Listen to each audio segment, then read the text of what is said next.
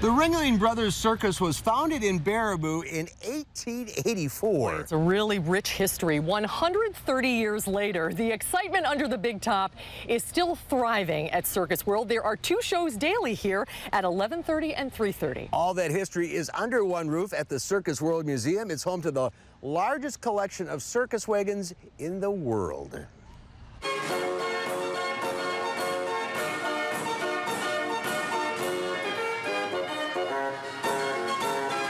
So we've been around for 55 years. We're 60 acres of a living history museum. Only here can you sort of come and see the circus and be the circus in many ways. You get to step up and be part of our circus performance, or new exhibits such as where we're standing today, which is our brand new exhibit called Caught in the Act, which allows you an interactive experience to the circus. You can step out on a high wire. You can act like you're a wild animal trainer or a circus acrobat or daredevil, and that's great. To give that interactive element is what we're looking for our guest experience. I don't think people realize or appreciate how unique this place is. Very unique. We have daily inquiries from visitors and from academia and movie makers and family members from around the world. You know, my grandfather sold balloons for a circus in 1892. Can you tell me anything? And we're able to complete that family story as well as share this amazing, you know, we don't do black and white so well. We're very colorful, we're very vibrant. So to be able to share that on a global stage from this wonderful city of Baraboo, Wisconsin is pretty cool.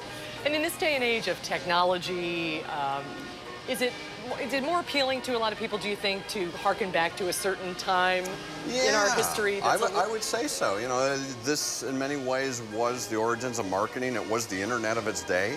You know, if you were in a small town or a community, to have the circus come to town, it was remarkable. I mean, they brought innovations such as sound. The first airplane, the first rail or automobile. A light bulb was an attraction one year. This is stuff that people had sort of heard about. It predates radio, it predates TV and the internet, so the only way you would see it was if the circus came to town. And that was a big deal when the circus came to town. Very big deal to think, you know, that the U.S. government came and studied the circus before World War I to learn how to move such a massive amount of people. I mean, to think that over 1,600 people worked to bring this magical world to your community each and every day. I mean, it's not like it stayed for a week at a time in the Alliance Center or some big auditorium. This was pitched in a field in town. It was a big top that held over 15,000 people for 2 performances a day.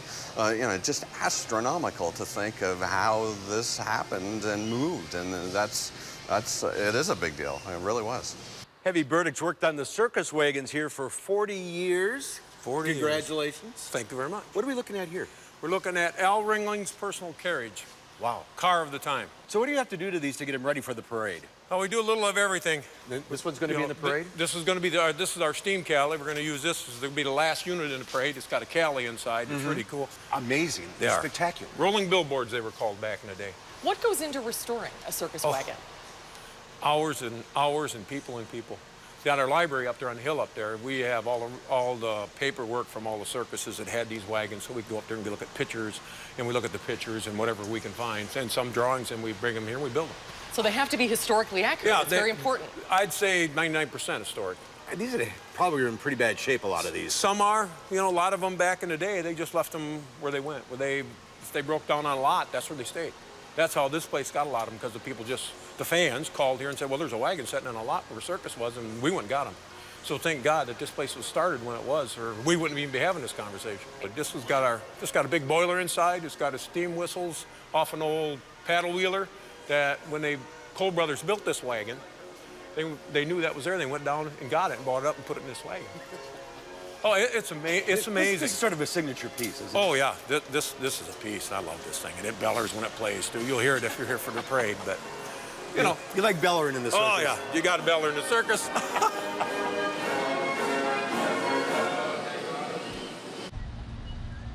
You got a beller in the circus. That's heavy. Yeah, if you have any interest at all in the circus, it's a great place to go. It's incredible to see, isn't it? And what a treat that it's right in our backyard. Right. How lucky are we? And you go online and buy tickets and just show up. Yeah, it's really going to be amazing. And those wagons will be passing right in front of us here as they come down Main Street in Baraboo this Saturday. Up next, a preview of the 2nd annual Big Top Parade as Live at 5 continues on location from Baraboo.